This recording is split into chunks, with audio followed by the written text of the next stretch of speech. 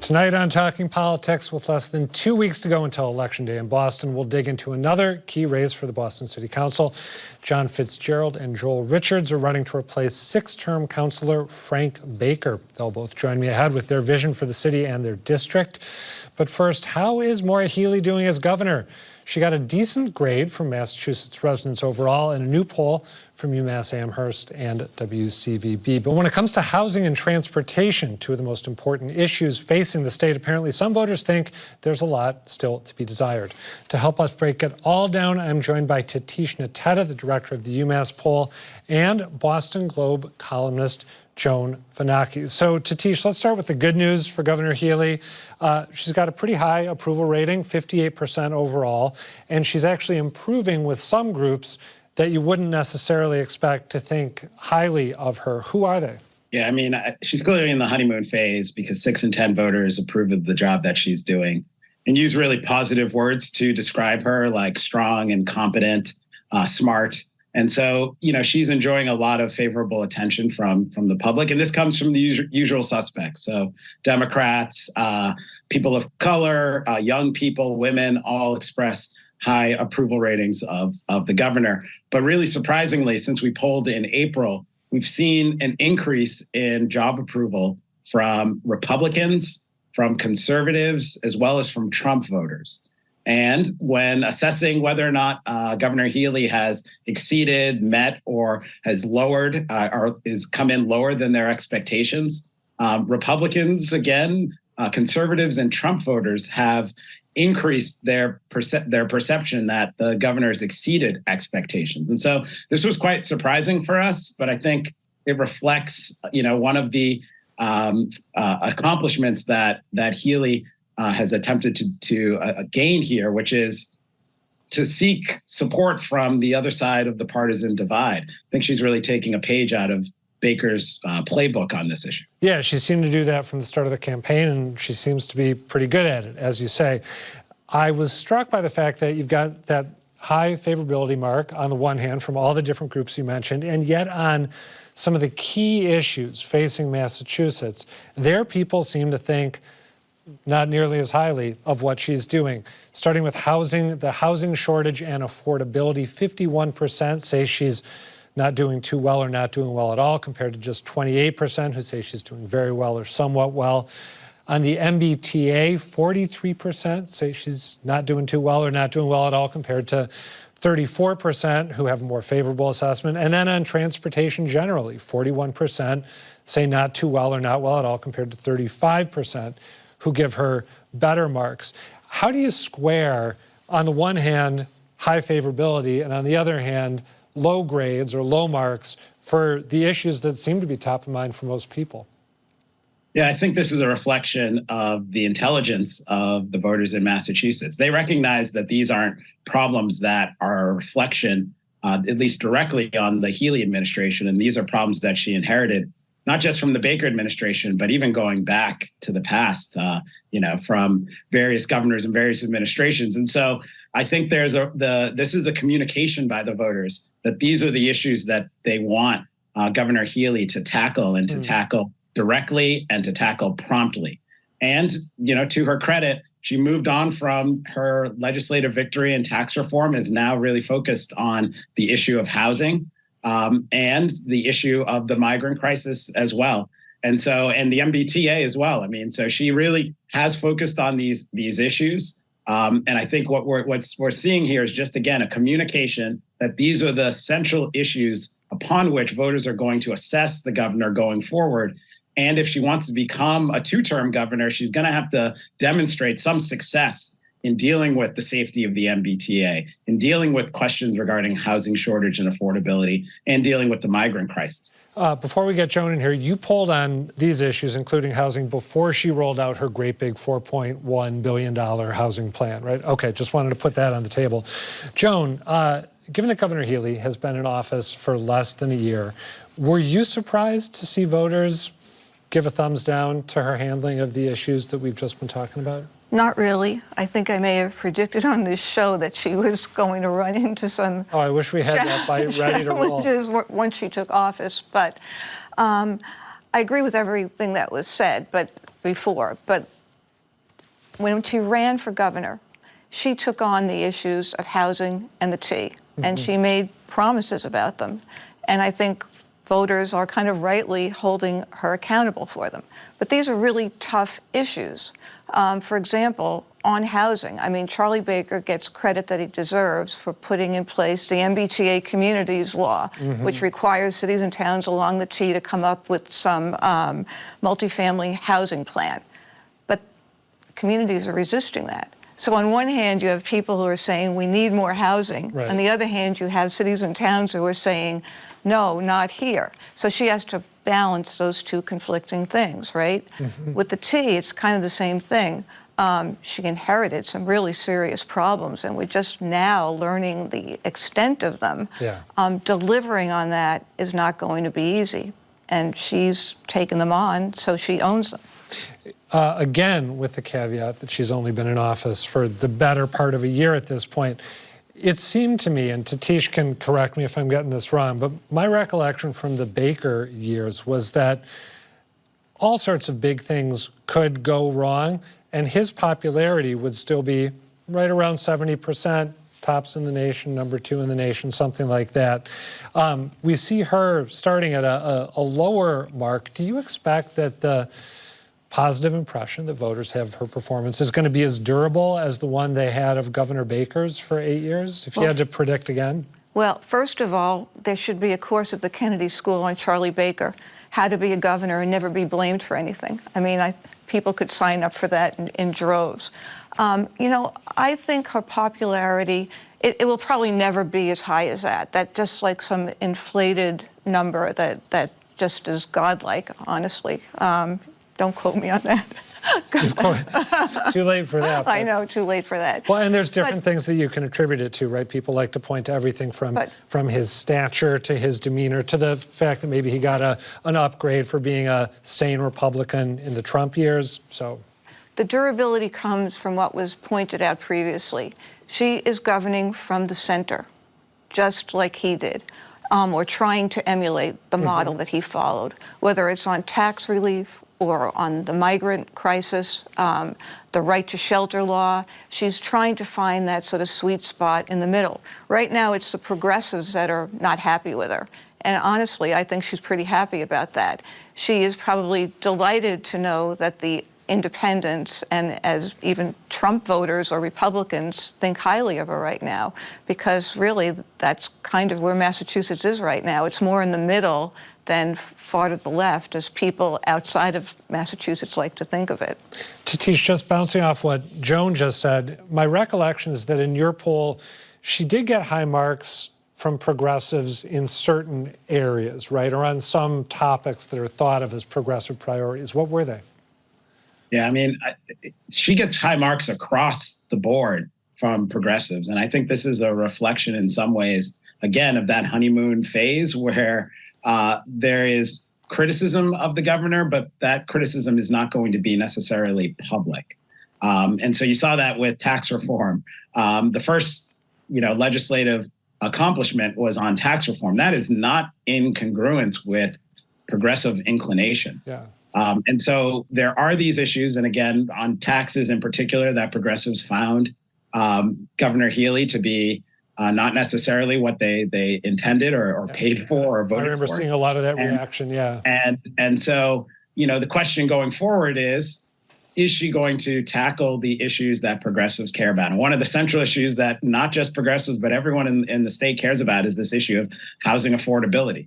And what's interesting from our poll is that, there's not much NIMBYism. People are supportive of affordable housing in the state and affordable housing in their local communities as well. And this is across the board, demographic groups and political groups. And so there is a momentum here for dealing with this problem, whether or not she will have the political will and she'll have the support of the legislature and private industry, the real estate industry on this is going to be the question going forward. Well, it seems like, given that big housing package that she rolled out after your polling was completed, she seems to want to do that. We'll see if the legislature goes along with it. Joan, I'm curious, this is a more subjective question. We've been talking a lot about the numbers that Tatishe and his colleagues assembled, but as you've watched Healey's governorship roll out, have you noticed anything different when it comes to media coverage of her and how she's doing her job compared to the coverage that Governor Baker received? Well, I'm not covering them differently. I think her coverage has been pretty favorable. I'm sure when you're in the office, you remember the things, the headlines that you don't like or the analyses that you don't like. I think her coverage has been favorable. I think the difference is the prism through which we look at their leadership styles. Baker, we've said before, is just sort of a tall, confident person who held a lot of press conferences, took a lot of questions and answers, actually looked and sounded more accessible than he really was. But a lot of that was seen through COVID, and I think that's really how he will be thought of and remembered and defined. I think of Governor Healey as still a lawyer who prosecutes a case, less than a politician who uses the bully pulpit to sort of press her cause and make her, take her argument to the public. And she comes across as sort of more, cautious and guarded in her response. That may change over time. I mean, she's a natural politician in lots of ways, put a basketball in her hand and she's fabulous. But I think that sort of give and take, that's the difference right now in how they're being covered. That makes a lot of sense, and it actually reminds me of the press conference that she gave, again, when she rolled out that housing plan. That, to me, was the most animated and impassioned in a sustained way that I've seen her. So maybe that's the issue where that big shift starts to occur. We have to leave it there for now. Joan Vennochi, Tatishe, Nteta, thank you. Good to talk to you both. Thank you. Thank you. Next up, after more than a decade representing much of Dorchester and parts of South Boston and the South End, Boston City Councilor Frank Baker is stepping down at the end of this term. On November 7th, John Fitzgerald and Joel Richards will go head-to-head for his 3rd district seat. That's after early voting, of course. Joel Richards is a pastor and a former Boston Public Schools teacher, and he joins me now to talk about his candidacy. Joel, thanks for being here. Well, thank you for having me, Adam. Thank you. So you announced that you were going to run for this seat before Frank Baker said he wasn't seeking re-election, correct? Yes, that is correct. What was it that made you decide you wanted to take him on? So, the redistricting happened, and the problems that we're going through right now are urgent. It doesn't look good to put on lit, but I'm suffering too, is usually like the things that I think about, right? Like when I think about the failing schools or the crumbling infrastructure around schools. I have 2 kids in 2 different schools with the same start time and different end time. And that is a common story among Boston parents. That is not a recipe to keep Bostonians in Boston. My friends are consistently leaving the city for 2 reasons, either because of the schools or because they can't find anything to buy in this city. My friend, one of my best friends in the world, just left the city this Saturday, right? It's left out of Savin Hill. Him and his fiance are both teachers, right? They got approved for $500,000, $500,000, and they could not find anything to buy in the city. I believe it, yeah. Right, so these are the issues that made me want to step up and actually jump in there and try to change the status quo. I think of Frank Baker as one of the most conservative members of the City Council. I don't think I'm alone in that assessment. How do you define yourself ideologically? The work. Right? I feel like a lot of times we try to put me like, am I this? Am I left? Am I right? Am I center? But I'm about the work. I'm about going to Mayor Wu and Mary Skipper and asking, what do I have to do to get a new school built on my side of town? We need a high school just like Fenway got a high school so that we know where our kids are going for 12 years, right? That's my ideology, right? Like, what does it take to unite parent groups, no matter what you believe nationally or what you believe theologically? Because we all need a good school, correct? When it comes to housing, we want all neighbors to be able to stay here and afford to live in the city that they love. So I feel like if you want to put me in any box, put me about the work. Okay, I'm gonna ignore your advice just really briefly. Are you a member of the Democratic Socialists of America? Yes. Okay, just wanted to make sure I got that in there. What's the first piece of legislation that you'll file if you're elected? The first thing is Okay, I'll say this. The first thing I want to do is actually move municipal funds, invite policy experts, housing experts into my office to help me write legislation that uses municipal funds to purchase the rundown houses, abandoned houses, and slumlord houses, and actually develop them for families. I want to get project managers on these projects to use smaller developers, local labor, right? People in this city that are right now not able to get into the real estate game because of the high margins, right? And actually use municipal funds to subsidize that and get local developers in on this so that we can have units that are 3, 4, and 500,000, right? Because we want to be able to keep our families in this city. A lot of people would be happy to have a chance to buy at that price, I know. I want to ask you about a couple votes that the council has taken recently. They voted just this past week to change the name of Faneuil Hall. It's not a done deal because the council doesn't have the authority to change that name, but they want to change it given Peter Faneuil's history as a owner of enslaved people and someone who trafficked in enslaved people. How would you have voted? I would have voted yes. But once again, I feel like this is an argument that's used to divide us, right? But I would have voted yes. Okay. And they also backed Mayor Wu's plan to sweep tents at Mass and Cass, which I think is going to be happening at the start of next week. Is that the right move? So it's a punitive move, right? And so it needs to happen because the people in the South End don't feel safe. They don't want to come out of their homes. They see people sitting on their stoops. Their kids are picking up needles. But only thing I would have added to that, instead of arguing about it, I would have added that we need to start hiring hundreds of social workers a year to mitigate our homeless factor, right? You don't get to Mass and Cass overnight. You don't end up on the streets from Monday to Tuesday. This is years and years of falling through the cracks. This is years and years of failing out of school. This is years of suffering with mental health, right? Or depression, or food loss, or rental, falling behind on your rent, right? So we don't have a system, right, a social structure to keep people off the street. So to simply clear the tents, they're gonna come back or they're gonna move to another neighborhood and it'll just be someone else's problem, right?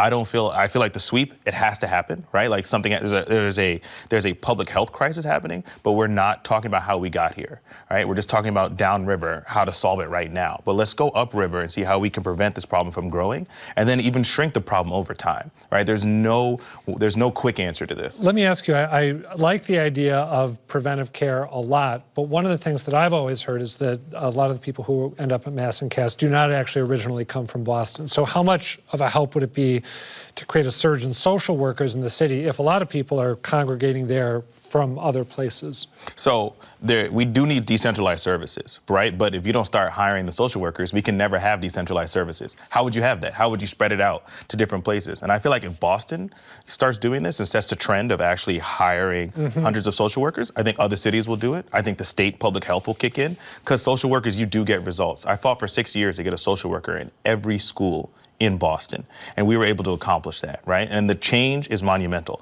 It's a Band-Aid on a bullet hole. We need more social workers, more counselors, and more therapists, but this is a huge move in social justice, right? So if we actually start hiring the social workers, we'll mitigate the factor. And they're coming anyways, so to say like, oh, we shouldn't do this, right, doesn't really make sense. 2 super quick questions. Let's make this one the quickest. The governor has just proposed making it easier for municipalities to tax high-end real estate transactions to build affordable housing, the so-called transfer tax. Would you like to see that in Boston? Yes. Okay.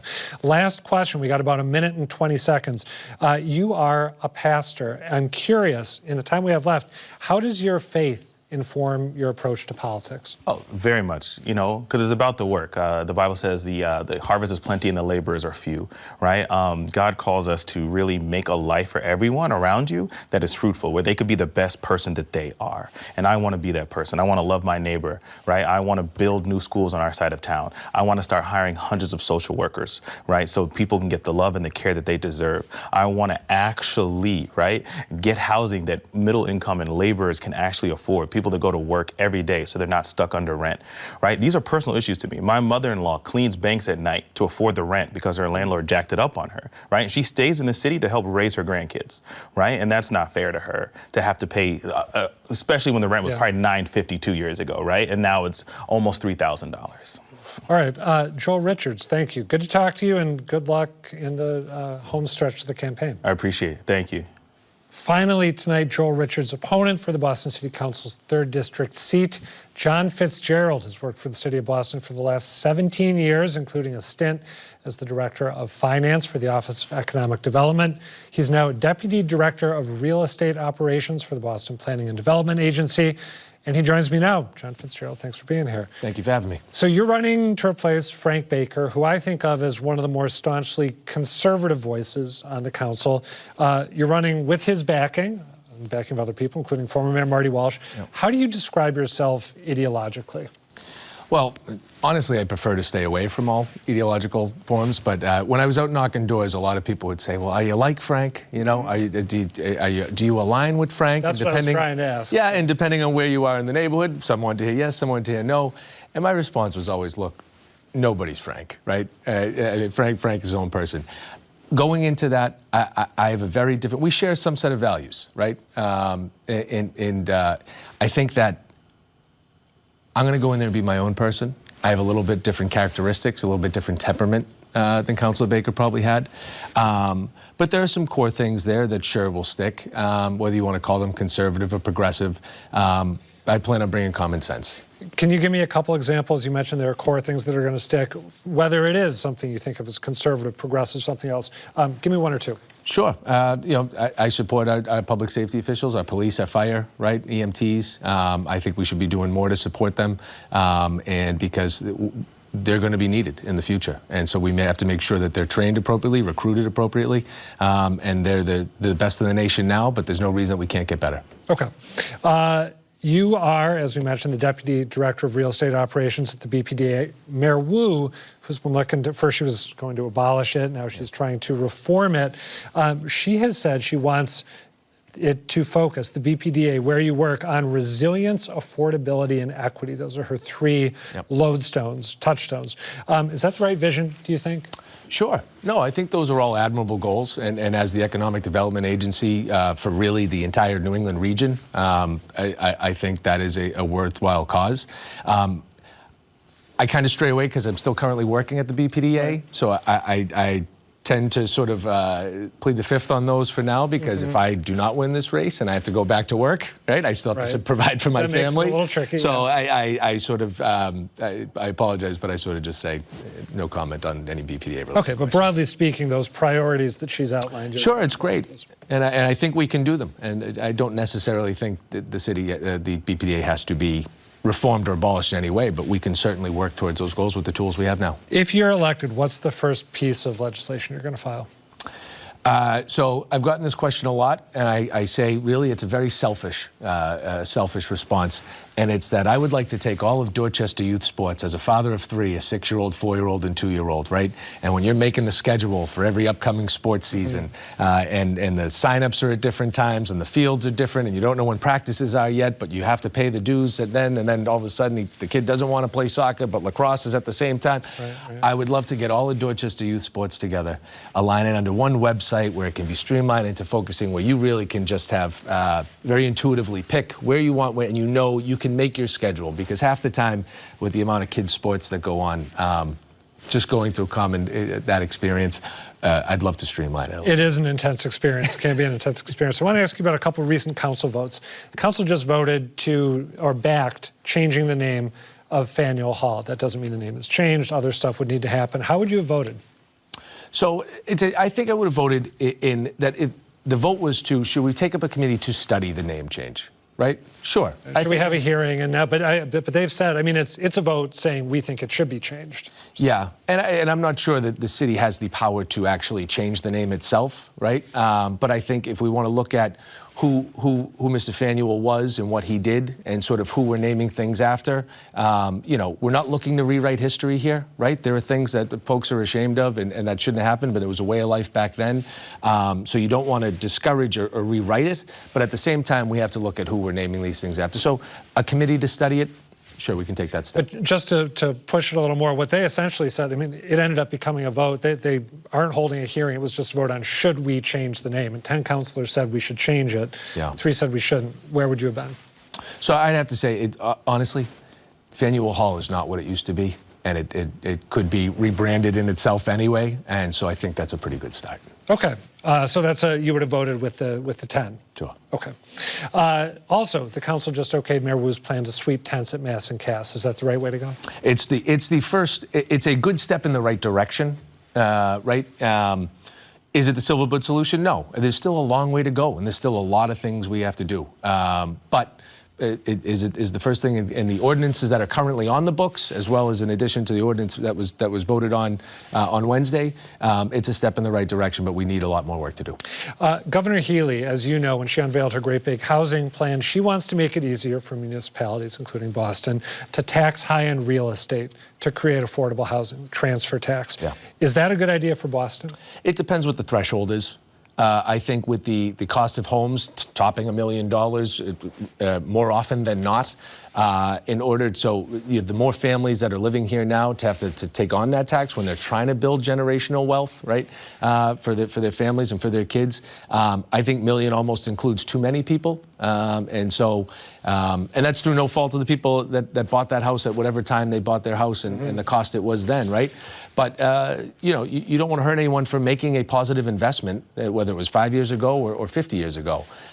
So it depends what the threshold is, but I think $1 million right now might be too low and actually include too many people. Do you have a sense for the city of what a more appropriate threshold would be? $1.5 million, $2 million? Yeah, sure. We could. I mean, haven't studied the numbers as much, so but I would say probably $2 million. Okay. Right. Last question for you. We got about 50 seconds left. Yeah. You're getting enthusiastic backing from former Mayor Marty Walsh. Just how closely is he working with you and offering guidance and assistance as you seek this job? No, so he's offered to say, hey, you call me when you need me, right? And I've tried not to bother him. He's a busy man, right? Former Secretary of U.S. Labor, now NHLPA president. So I say, you know what, that guy's probably got enough going on. I don't have to bother him with a city council race in Boston.